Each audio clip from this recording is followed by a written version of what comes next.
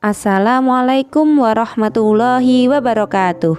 Kembali lagi bersama Bu Emil. Hari ini kita mulai mempelajari tema 4, yaitu sehat itu penting. Materi yang pertama yaitu sistem peredaran darah pada manusia. Darah memiliki peranan yang sangat penting bagi tubuh kita. Darah mengalirkan oksigen ke seluruh tubuh dan mengangkut karbon dioksida dari seluruh tubuh ke paru-paru. Lalu, apa itu sistem peredaran darah? Sistem peredaran darah adalah mengalirnya darah di dalam tubuh. Darah di dalam tubuh kita mengalir melalui organ-organ peredaran darah. Selanjutnya yaitu organ-organ peredaran darah. Yang pertama yaitu jantung. Jantung merupakan alat peredaran darah yang berfungsi memompa darah ke seluruh tubuh. Jantung terletak di rongga dada sebelah kiri. Ukurannya kira-kira sebesar kepalan tangan pemiliknya. Jantung tersusun atas otot-otot yang kuat yang disebut miokardium. Jantung dibungkus oleh selaput yang disebut perikardium. Jantung memiliki 4 ruang, yaitu serambi atau atrium kiri, serambi kanan, bilik atau ventrikel kiri, dan bilik kanan. Bagian kanan dan kiri jantung dibatasi oleh sekat yang disebut katup jantung. Katup jantung berfungsi untuk mencegah bercampurnya darah yang mengandung oksigen dengan darah yang mengandung karbon dioksida. Jantung memompa darah dengan cara mengembang atau relaksasi dan mengempis atau kontraksi. Gerakan mengembang dan mengempis tersebut menimbulkan denyutan yang biasa kita kenal sebagai denyut jantung. Denyut jantung dapat dirasakan pada pembuluh nadi, yaitu pada pergelangan tangan atau bagian bawah leher di bawah telinga, dan dapat didengar menggunakan stetoskop. Selanjutnya yaitu cara kerja jantung. Apabila serambi mengembang atau relaksasi, maka darah akan masuk ke serambi. Darah yang kaya akan karbon dioksida dari seluruh tubuh akan masuk ke serambi kanan. Sedangkan darah yang kaya oksigen dari paru-paru akan masuk ke serambi kiri. Setelah itu, serambi akan menguncup atau kontraksi, sehingga bilik mengembang. Darah dari serambi akan masuk ke bilik, lalu bilik menguncup sehingga darah yang kaya akan CO2 atau karbon dioksida dari bilik kanan akan dipompa ke paru-paru, sedangkan darah yang kaya akan oksigen dari bilik kiri akan dipompa ke seluruh tubuh melalui aorta. Karena bilik jantung berfungsi memompa darah ke seluruh tubuh, maka otot-otot penyusunnya lebih tebal daripada otot-otot yang menyusun serambi. Ketika jantung memompa darah, terjadi tekanan darah. Tekanan darah pada jantung saat relaksasi disebut dengan tekanan diastol atau tekanan darah terendah. Sementara tekanan darah saat berkontraksi disebut dengan sistol atau tekanan darah tertinggi. Tekanan darah diukur dengan menggunakan tensimeter atau sphygmomanometer. Untuk memperjelas penjelasan Bu Emil, perhatikan tayangan berikut. Bentuk jantung seperti pada gambar, dan jika jantung kita potong, penampakannya akan seperti berikut. Jantung terdiri atas 4 ruang. Dan untuk memudahkan mempelajari tentang ruang jantung, maka penampakan jantung kita ubah menjadi seperti berikut. Dan masing-masing ruang jantung seperti pada gambar. Nah, mari kita bahas tentang masing-masing ruang jantung secara lebih detail. Yang pertama, serambi kiri. Yang kedua, serambi kanan. Yang ketiga, bilik kiri. Dan yang keempat, bilik kanan. Agar darah dalam ruang jantung tidak tercampur, maka jantung mempunyai katup atau sekat yang biasa disebut katup jantung. Berikut letak masing-masing katupnya.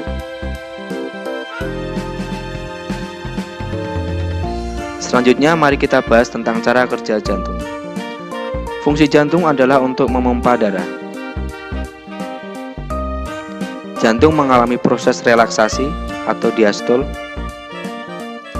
di mana otot jantung mengendur sehingga jantung seperti mengembang dan letak darah masih di serambi seperti pada gambar. Lalu kontraksi atau sistol, di mana otot jantung menegang sehingga jantung menguncup dan letak darah masih di bilik seperti pada gambar. Jadi, setiap jantung berdenyut selalu ada gerakan relaksasi dan kontraksi secara terus-menerus selama manusia itu hidup. Selanjutnya yaitu pembuluh darah.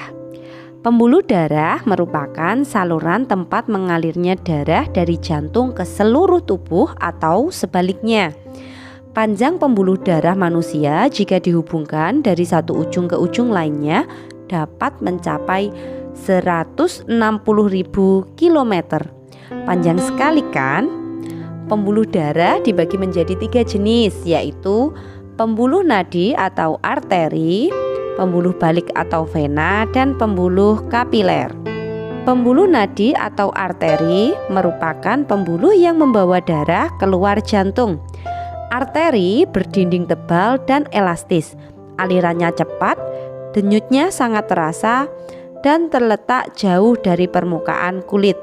Yang kedua yaitu pembuluh vena atau pembuluh balik. Vena merupakan pembuluh yang membawa darah menuju jantung.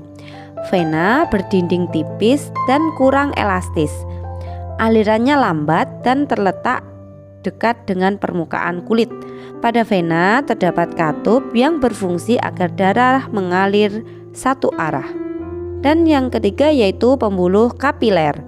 Kapiler merupakan percabangan paling kecil dan tipis yang menghubungkan arteri dengan vena, jaringan, serta sel tubuh. Dalam pembuluh kapiler terdapat pertukaran 2 zat, yaitu oksigen dan karbon dioksida. Nah, untuk memperjelas penjelasan dari Bu Emil, coba kalian perhatikan tayangan berikut. Berikutnya kita akan belajar tentang jenis pembuluh darah. Pembuluh yang pertama adalah pembuluh arteri atau pembuluh nadi, yaitu pembuluh darah yang membawa darah keluar dari jantung, biasanya berwarna merah. Gambarnya sebagai berikut. Terlihat itu ada pembuluh nadi terbesar, yaitu aorta. Lalu ada pembuluh kapiler. Pembuluh kapiler itu adalah pembuluh yang menghubungkan pembuluh darah langsung ke organ tubuh manusia. Pembuluh ini sangat kecil sekali.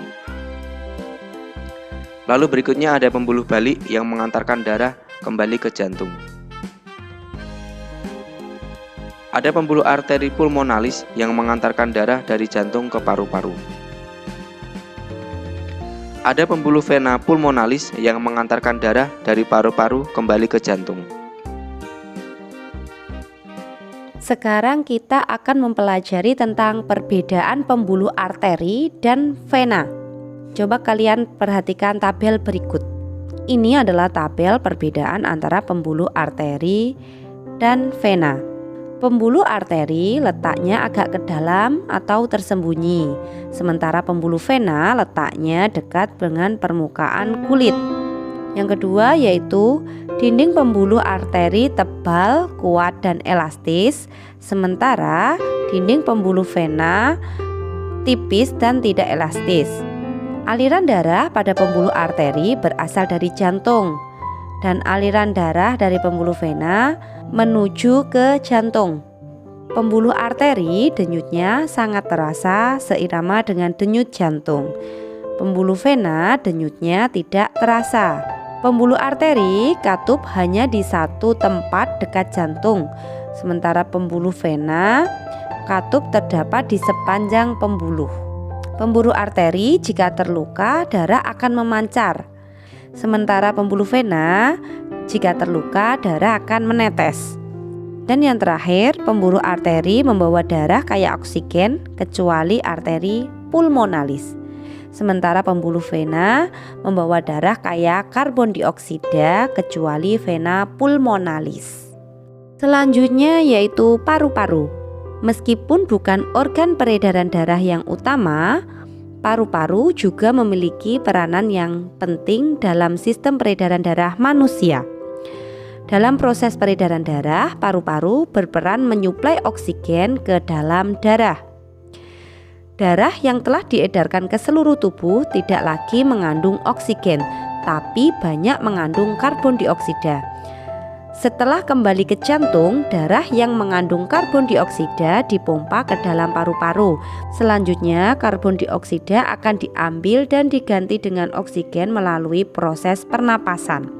Paru-paru terdiri atas ribuan tabung bercabang.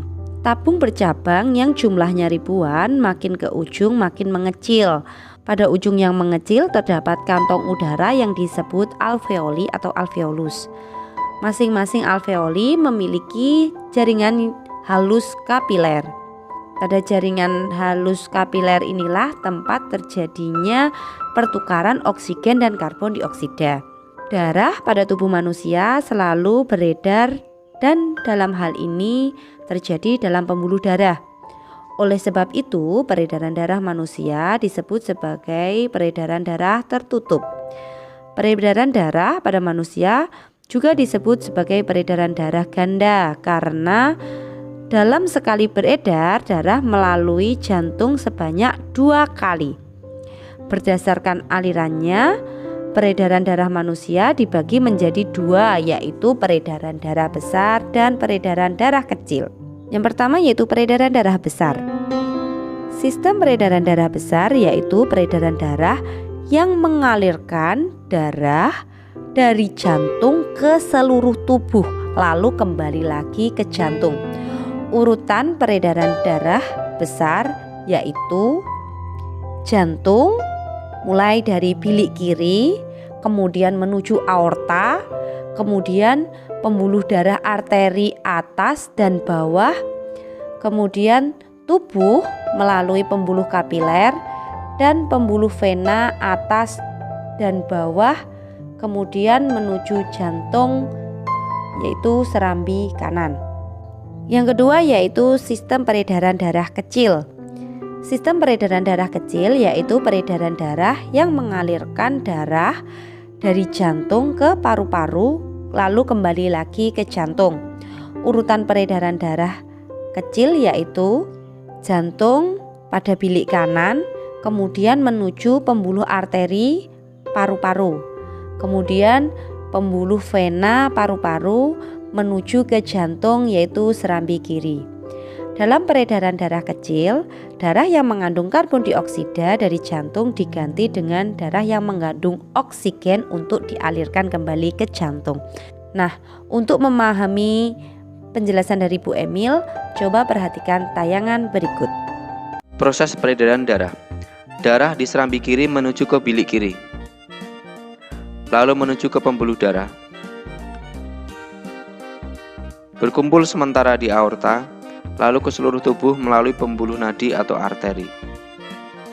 Setelah itu mengalir melalui pembuluh balik atau vena menuju serambi kanan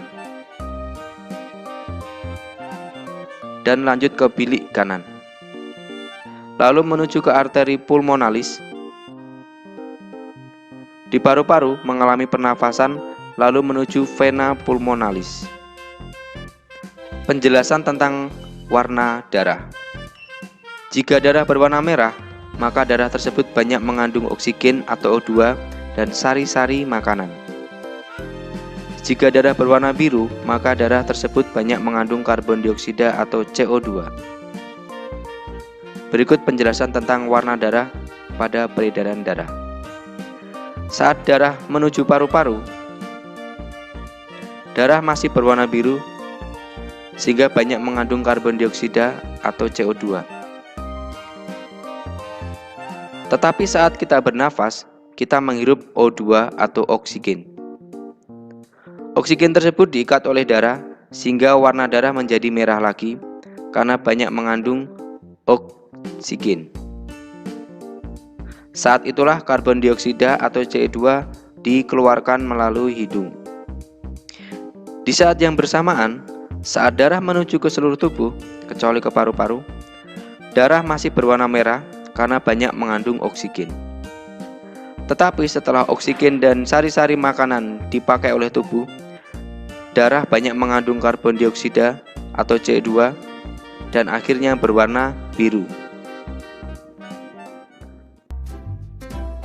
Sampai di sini materi dari Bu Emil, semoga bermanfaat dan wassalamualaikum warahmatullahi wabarakatuh.